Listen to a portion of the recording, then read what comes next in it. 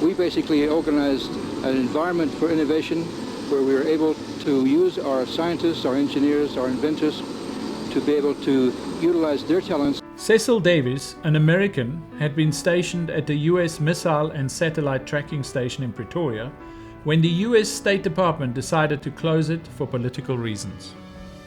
Prior to this announcement, Cecil had been asked by the South African Weather Bureau to design a system for tracking, receiving and recording pictures from the US weather satellites as they passed over Africa. So he quickly registered a company, South African Technical Industries, with half US personnel from the Pretoria tracking station and half talented South African engineers interested to pursue their inventive. The weather satellite system was considered a great success, as Cecil, with the Minister of Transport and the Director of the Weather Bureau, viewed the first satellite pictures to be received in Africa. As the system could track and receive both normal photographs and infrared nighttime pictures, it had to operate on a 24-hour basis. This was difficult for the Weather Bureau, so SATI then designed its own computer, making the system automatic tracking without any human in attendance.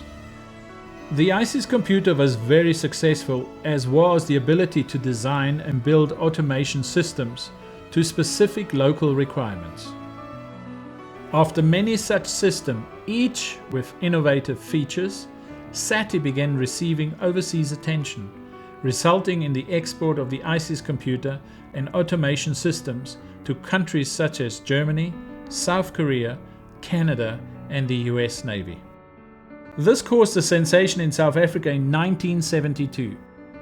Cecil then formed with Dr. John Gauss the company Bionics, when requested by Professor Christian Barnard, the world's first heart transplant surgeon, to design and build special equipment for improvement of heart transplants. 2 world patents were received for the world's first portable defibrillator and for an instrument for stopping the heart without shocking it for open heart surgery. After many more such successful ventures, Cecil was approached by a Rhodes civil engineer, who in 1952 had developed and patented what he maintained was a new type of compactor that would revolutionize the construction of roads, airports, earth dams, major construction sites, etc.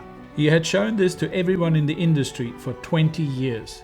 The Department of Transport, the CSIR, consulting engineers and contractors all thought him delusional at best. But the logic behind the concept appealed to Cecil, who after all had so far never failed to develop the technology of anyone who asked him to do so. So in 1974, Cecil formed a company with Berange. After 10 years and many design changes, they had compacted hundreds of roads, hiring the equipment or subcontracting to contractors, and they had developed a product range of high energy impact compactors and a new technology. The technology was so successful that threats were received from international construction equipment manufacturers should the impact compactor be offered for sale on the world market.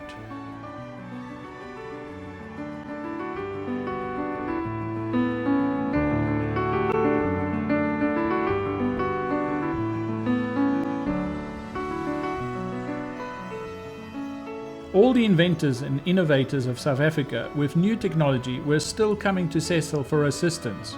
As with each and every project undertaken, the technological objective was successfully achieved. But it had become obvious that the successful development of a new technology would always be blocked by vested interests, limiting the satisfaction for the inventor. So this basic and persistent problem had to be overcome. In 1985, Cecil brought all these creative people together into an informal group, which he called the Community Development Network, CDN. Working together with common goals and objectives, the combination of all their developments and their individual knowledge resulted in a unique resource capable of looking at national problems outside the scope of either government or local industry.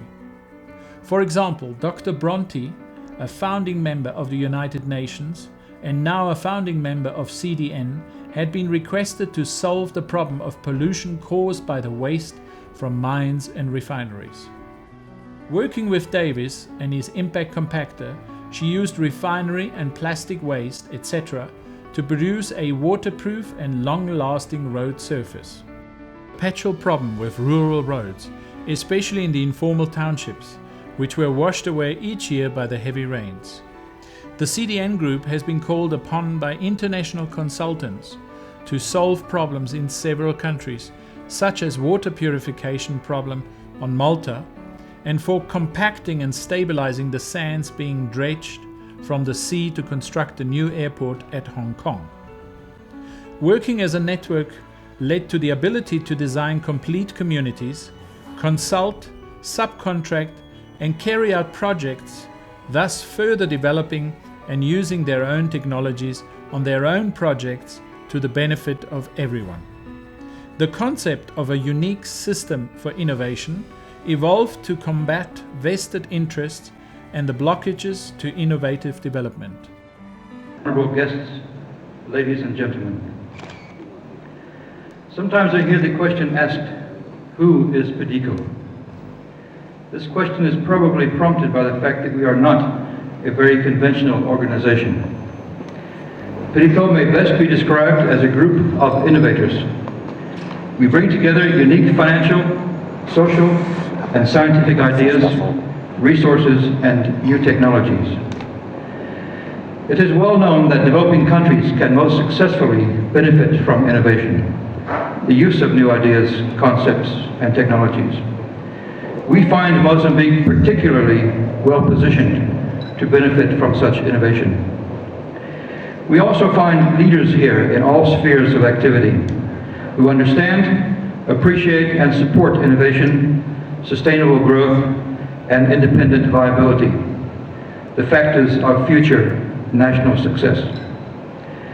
PEDICO has invested much time, effort, and expense to gather the resources most useful to Mozambique, and to study and understand the problems, opportunities, and potential of the country.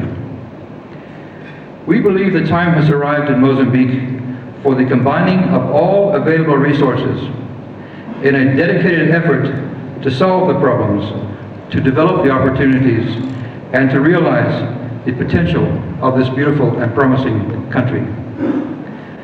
Now, innovators by definition are pioneering, inquiring people, and always learning. The most important thing that we have learned is that we cannot innovate in isolation. Our inventors and technologists must be placed into contact with the people who have the knowledge of the country and who are also interested to strive for a better future. Then the inventor and his unique knowledge, working with the people and their problems, will result in new and therefore unique solutions. These solutions will be the assets with which to become productive. The winners of our competition, and many more of the participants, are Mozambicans who have suggested good development ideas. They have also demonstrated local knowledge, inventiveness, and the desire to be involved and to contribute to the future of the country. These are the people whom we seek, and those whom we are happy to assist with our particular resources to succeed with their projects. This is so because their objectives are compatible with our objectives.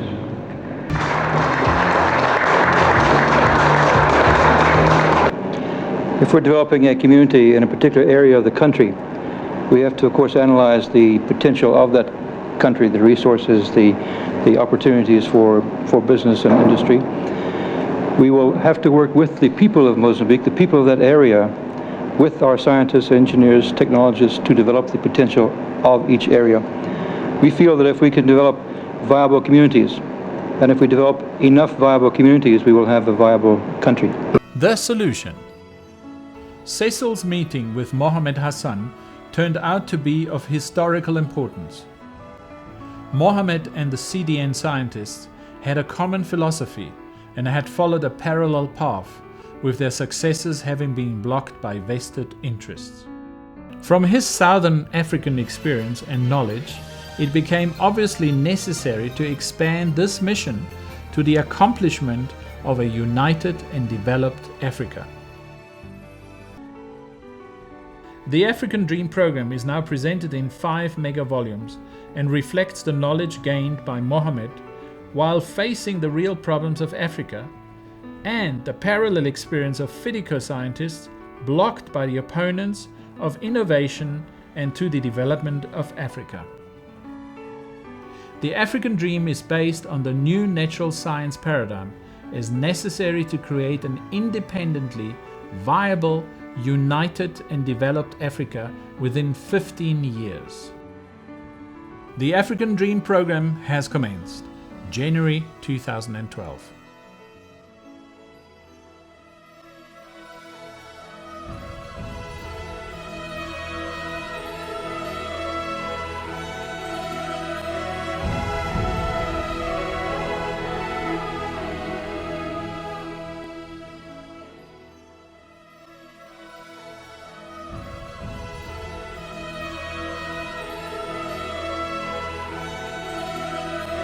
And this is 5 volumes presenting our whole program.